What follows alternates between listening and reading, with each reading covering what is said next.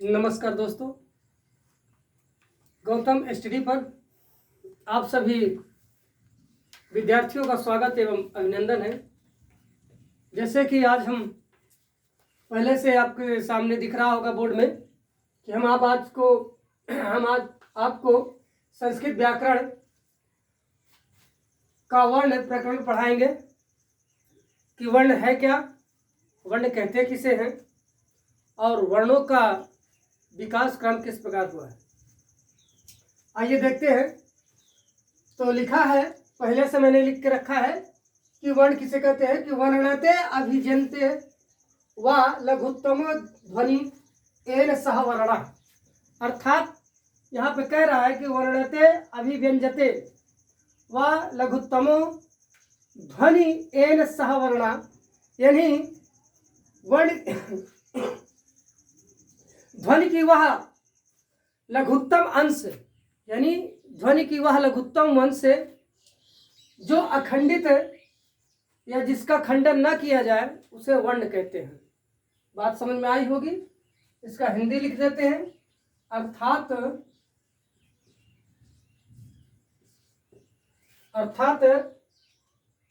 ध्वनि का वह लघुत्तम, ध्वनि का वह लघुत्तम अंश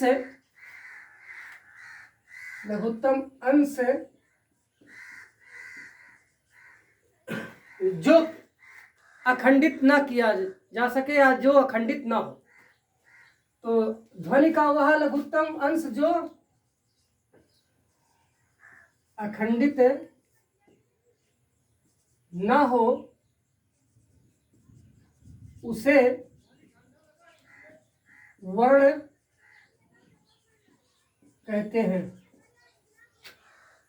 ठीक, तो वह जो वर्ण अर्थात वह ध्वनि जिसका खंडन न किया जाए उसे वर्ण कहा जाता है। जैसे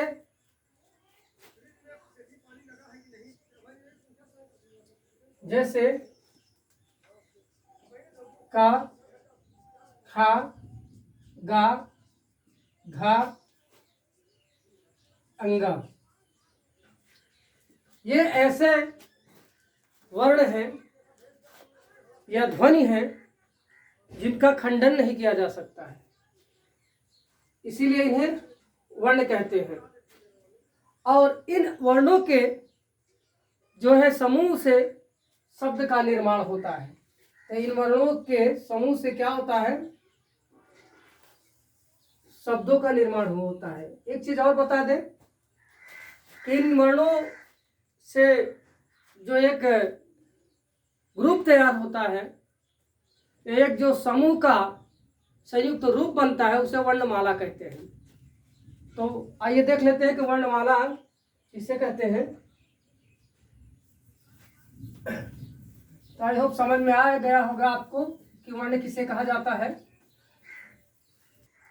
तो आइए पढ़ते हैं कि वर्णमाला किसे कहते हैं। तो वर्णों के वह सुव्यवस्थित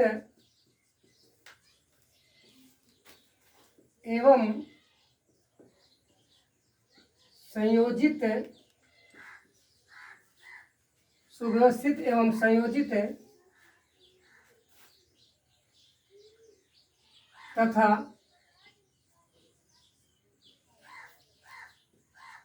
क्रमबद्ध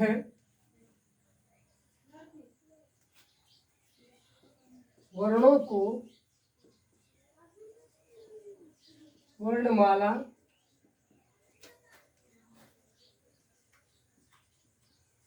कहा जाता है। तो वर्णमाला किसे कहते हैं कि वर्णों का वह सुव्यवस्थित एवं संयोजित तथा क्रमबद्ध वर्णों को वर्णमाला कहा जाता है। अर्थात जिस प्रकार पुष्पों को गुच्छ के या पुष्पों को एक क्रम से सजा के माला तैयार किया जाता है, वैसे ही वर्णों को सुव्यवस्थित रूप से और संयोजित ढंग से तथा क्रमबद्ध से उन वर्णों को विस्तारित करके ही वर्णमाला बनाया जाता है। जैसे आ इ उ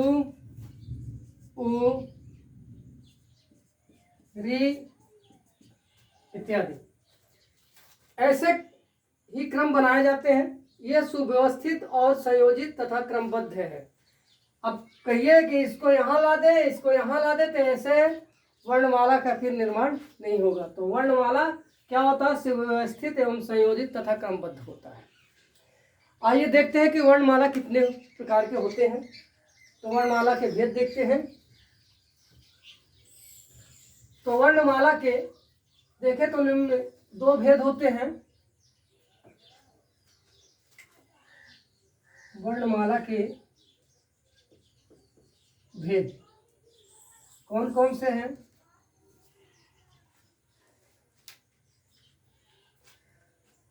एक स्वर है और दूसरा व्यंजन है।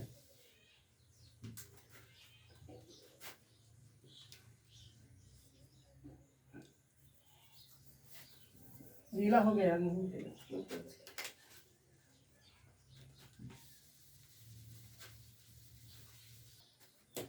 तो वर्णमाला के भेद में पहला स्वर और दूसरा व्यंजन, ये दो भेद हैं वर्णमाला के। और जो कि स्वरों में भी निम्नलिखित भेद होते हैं, वो कौन कौन से? जैसे ह्रस्व स्वर, दीर्घ स्वर और प्लुत स्वर। दीर्घ स्वर में भी संयुक्त स्वर कहा जाता है। दीर्घ स्वर को ही संयुक्त स्वर कहा जाता है, इसे ध्यान दें। इसे संयुक्त स्वर भी कहते हैं। तो आइए देखते हैं ह्रस्व स्वर में। ह्रस्व स्वर में निम्नलिखित अगर देखें तो स्वर मूलतः मूल रूप से 4 प्रकार के होते हैं और हमारे संस्कृत में 5 प्रकार के दिया गया है। कौन कौन से? छोटा आ, छोटी ई, छोटा ऊ, छोटी री, छोटी ली। अब ये 5 प्रकार के स्वर हैं और इन्हीं से निर्मित हमारा दीर्घ और संयुक्त स्वर बनता है। वो कैसे? ये देखते हैं। जैसे छोटा आ प्लस छोटा आ बराबर बड़ा, तो एक ये हो गया। फिर छोटी ई प्लस छोटी ई बराबर बड़ी, दूसरा ये हो गया। तीसरा छोटा ऊ प्लस छोटा ऊ बराबर बड़ा ऊ, तीसरा ये हो गया। फिर छोटी री प्लस छोटी री बराबर बड़ी री।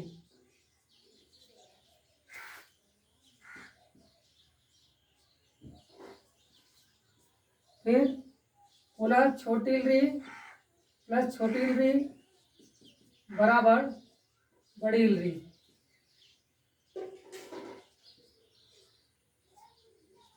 ये है दीर्घ। अब थोड़ा प्लुत को समझने के लिए हमें एक प्रक्रिया देखनी पड़ेगी कि ह्रस्व में कितना समय लगता है, दीर्घ में कितना समय लगता है, और इन समय अनुसार हम प्लुत को भी समझ सकते हैं। जैसे हमारे ह्रस्व में केवल 1 सेकेंड का समय लगता है। वो कैसे? जैसे छोटा देखिए अ ई उ री ली, केवल 1 सेकेंड का समय लगता है ह्रस्व में, और इससे दुगना समय जो है वो दीर्घ में लगता है। जैसे आ ई उ री ली, इन में जो है 2 सेकंड का समय लगता है, इसलिए इसे दीर्घ, दीर्घ माने बड़ा होता है और ह्रस्व माने छोटा होता है। और इन दोनों से जहां पर ज्यादा समय लगता है सांस निकलने में, उसे हम प्लुत कहते हैं। जैसे एक शब्द बोल के देखिए, ओम। इन दोनों की अपेक्षा इसमें ज्यादा समय लगता है, ठीक है। तो ये हो गई प्लुत। अच्छा, प्लुत का प्रयोग कहाँ होता है? प्लुत का प्रयोग किसी संवाद में या नाटक में अक्सर होता है। जैसे आप देखते हैं कि जब लक्ष्मण को बाण लगती है तो लक्ष्मण एक शब्द बोलते हैं, हाय राम। तो इसमें ज्यादा देर तक, देखिए क्या कहा है, राम।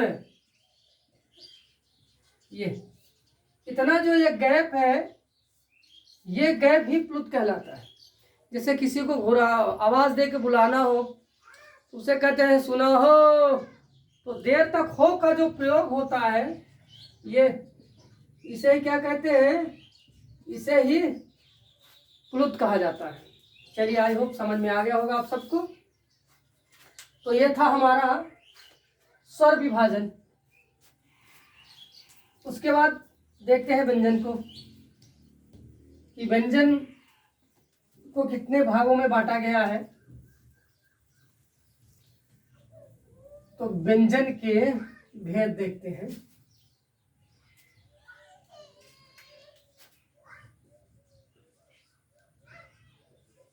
व्यंजन के भेद, अब व्यंजन के भेद कौन कौन से हैं? वो है, पहला नंबर स्पर्श व्यंजन, दूसरा है अंतस्थ व्यंजन, और तीसरा है ऊष्म व्यंजन, और चौथा है संयुक्त व्यंजन। ये व्यंजन के पाठ हो गए। स्पर्श व्यंजन में 25 है, अंतस्थ में 4 है, ऊष्म में 4 है, और संयुक्त में 4 है, और कहीं कहीं पर 3 भी देखने को मिलता है, क्योंकि कहीं कहीं पे इसका मान हटा दिया जाता है। ये बहुत कम देखने को मिलता है, इसलिए 3 होता है, बाकी 4 होता है। एक चीज और है कि हमारे जो वर्णमाला होते हैं, उन वर्णमालों में वर्णों की संख्या कितनी होती है, वो इसी तरह पता लगाया जाता है।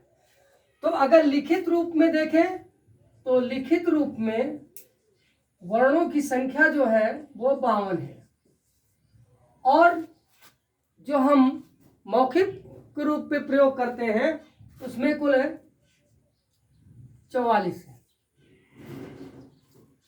कहीं कहीं पे 42 भी देखने को मिलता है। तो ये है वर्णों की संख्या। तो ऐसे ही अभी आगे चल के आपको पता मिलेगा कि और कहाँ है। देखिए, 25 4 29 4 33 है, और 3 36 ये हो गए, ठीक है। और बाकी जो पढ़ाई में लगने वाला है, क्या ये ड और ये, ठीक है, ये 2 है, और एक ये है, और अनुस्वार है और विसर्ग है। स्वरों में अनुस्वार और विसर्ग है, इनका प्रयोग किया जाता है, जिसके कारण कुल 52 वर्ण प्रयोग में लाए जाते हैं लिखित रूप में। तो आइए हम आगे देखते हैं कि स्पर्श व्यंजन क्या है। पहले तो हम पहले देखेंगे क्या कि स्पर्श व्यंजन क्या है, या किस प्रकार किसे कहते हैं। आइए इसको हम देखते हैं। तो पहले है स्पर्श व्यंजन।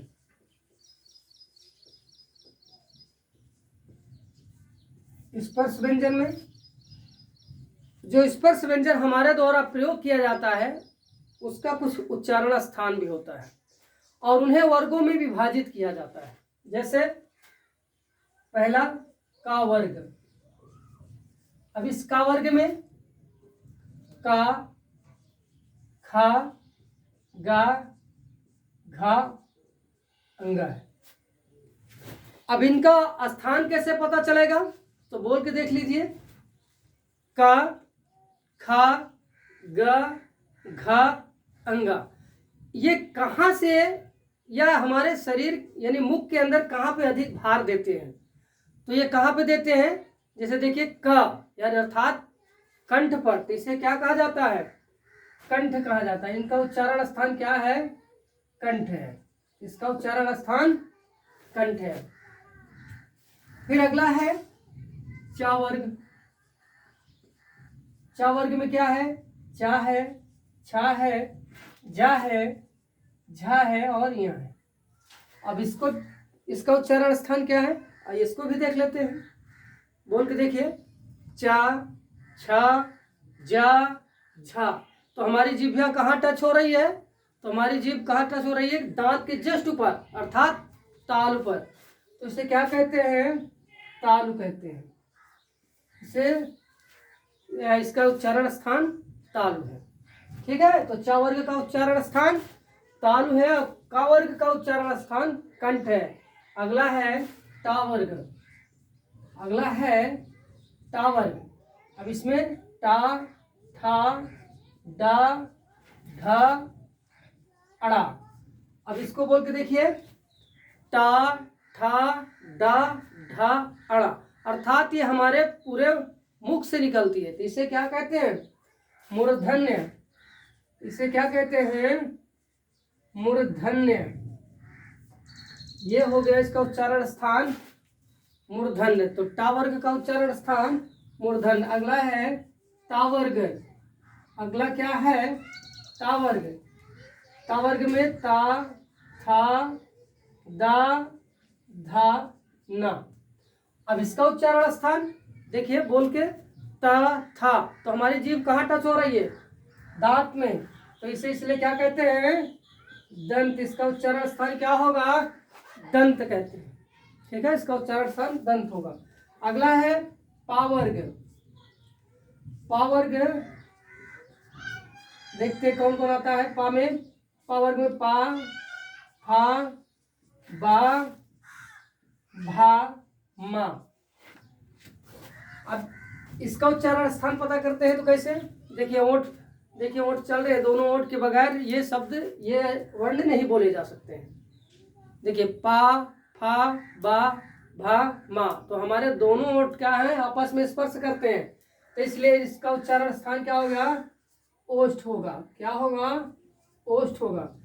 अब देख लीजिए, इसमें ये स्पर्श व्यंजन होंगे और कुल कितने हैं, 5, 5, 10, 5, 15, 5, 20, 5, 25, कुल मिला के कितने हैं, 25 वर्ण हैं, जो हमने पहले ही लिखा दिया था। और देखिए, इन जो पांचों हैं, लास्ट का पंचवां अक्षर, इन्हें क्या कहा जाता है, तो इन्हें अनुनासिक कहा जाता है। क्या कहा जाता है, अनुनासिक।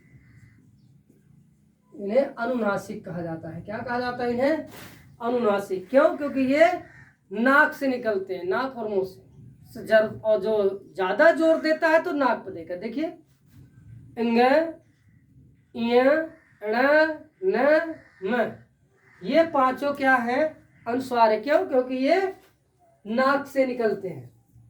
ठीक है, ये हमारा स्पर्श व्यंजन हो गया और अनुनासिक व्यंजन हो गया। तो दोस्तों, ये हमारा वर्णमाला है जो हम पढ़ रहे हैं, वर्णमाला के भेद पढ़ रहे हैं। और इस वर्णमाला के भेद में पहला हमारा है स्पर्श व्यंजन। तो दूसरा हमारा है जो, वो क्या है, अंतस्थ व्यंजन। और अंतस्थ व्यंजन, देखिए अंतस्थ का मतलब क्या होता है, अंतस्थ का मतलब होता है जो हमारे अंत भाग से, मुख के अंत भाग से निकलता हो। जैसे या, रा, ला, वा। बोल के देखिए, ये हमारे मुख के जो है अंत भाग से निकल रहा है, इसलिए यह अंतस्थ कहा जाता है। ये चार है अंतस्थ, ये चार वर्ण क्या है, अंतस्थ वर्ण है। अब इसमें दो वर्ण ऐसे हैं जो विशेष तौर पर जाने जाते हैं। ला, जैसे ला है, ला को क्या कहते हैं? लुंठित वर्ण कहते हैं। इसे क्या कहा जाता है? लुंठित। और इसे क्या कहा जाता है? प्रकंपित।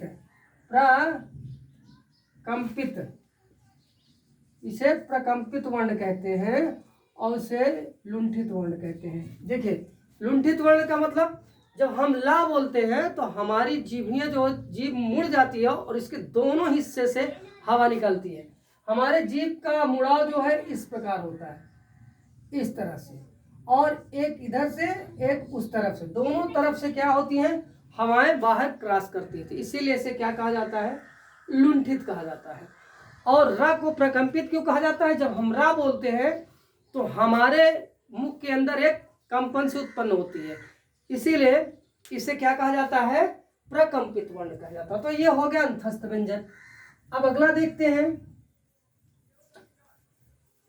अगला जो है हमारा वो है ऊष्म व्यंजन। तो ऊष्म व्यंजन कौन कौन से होते हैं, आइए देखते हैं। ऊष्म व्यंजन, ऊष्म व्यंजन है जैसे सा, सा, सा, हा, ये चार ऊष्म व्यंजन है। बोल के देखिए, इसमें ज्यादा मुंह से ऊष्मा निकलती है, इसीलिए इसे क्या कहा जाता है? ऊष्म व्यंजन कहा जाता है। तो ये चार हमारे क्या हो गए? ऊष्म व्यंजन हो गए। आइए अगला देखते हैं। अगला हमारा क्या है? संयुक्त व्यंजन।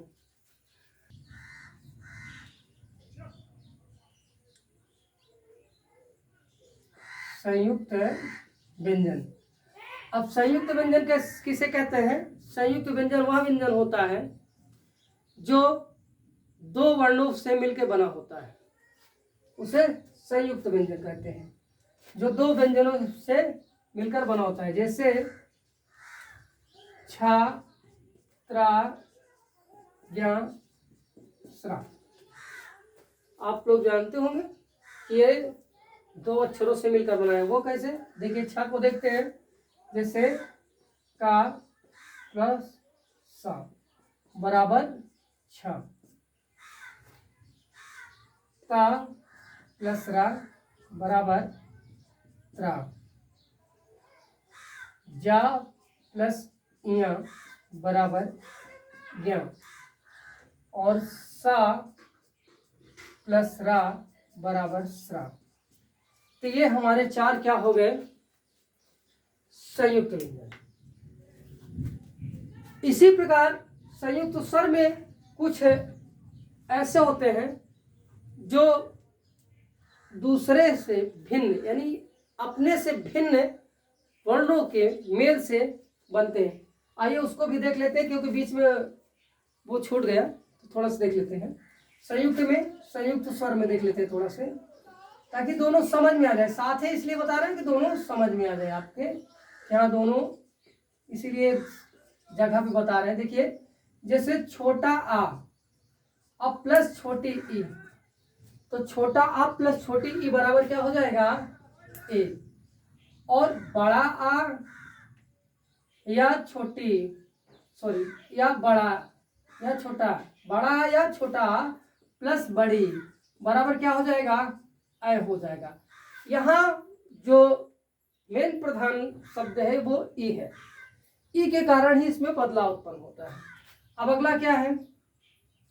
छोटा आ प्लस छोटा ओ बराबर ओ हो जाएगा, और छोटा आ या बड़ा आ प्लस बड़ा ऊ बराबर औ हो जाएगा। तो ये भी क्या है? संयुक्त स्वर है। ये क्या है? संयुक्त स्वर है। तो आई होप दोस्तों आपके समझ में आ गया होगा। अगर वीडियो अच्छी लगी हो, आपके समझ में आया हो, तो लाइक, कमेंट एवं सब्सक्राइब जरूर करिएगा। बहुत बहुत धन्यवाद।